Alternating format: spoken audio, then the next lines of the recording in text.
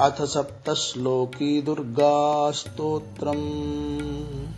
शिव उवाच देवि त्वं भक्तसुलभे सर्वकार्यविधायिनी कलौ हि कार्यसिद्ध्यर्थमुपायं ब्रूहि यत्नतः। देव्युवाच शृणु देव प्रवक्ष्यामि कलौ सर्वेष्टसाधनम् मया तवैव स्नेहेनाप्यं वा स्तुतिः प्रकाश्यते।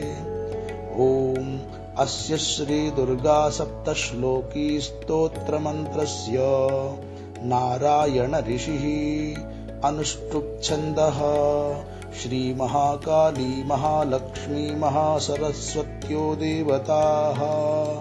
श्रीदुर्गा प्रीत्यर्थम् सप्तश्लोकी दुर्गा पाठे विनियोगः।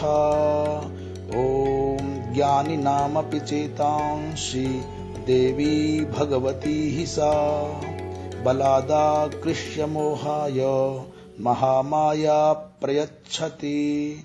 दुर्गे स्मृता हरषि भीतिमशेषजन्तोः स्वस्थैः स्मृता मतिमतीवशुभां ददासि। दारिद्र्यदुःखभयहारिणिका त्वदन्या सर्वोपकारकरणाय सदार्द्रचित्ता। सर्वमङ्गलमङ्गल्ये शिवे सर्वार्थसाधिके शरण्ये त्र्यम्बके गौरि नारायणि नमोऽस्तुते।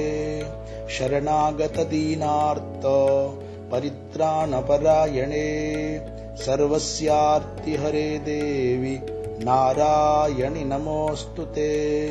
सर्वस्वरूपे सर्वेशे सर्वशक्तिसमन्विते भयेभ्यस्त्राहि नो देवि दुर्गे देवि नमोऽस्तुते। रोगानशेषानपहंसि तुष्टा रुष्टा तु कामान् सकलानभीष्टान्।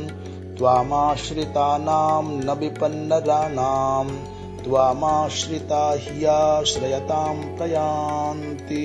सर्वाबाधाप्रशमनं त्रैलोक्यस्याखिलेश्वरि एवमेव त्वया कार्यमस्मद्वैरिविनाशनम्। श्रीसप्तश्लोकी दुर्गास्तोत्रं सम्पूर्णम्।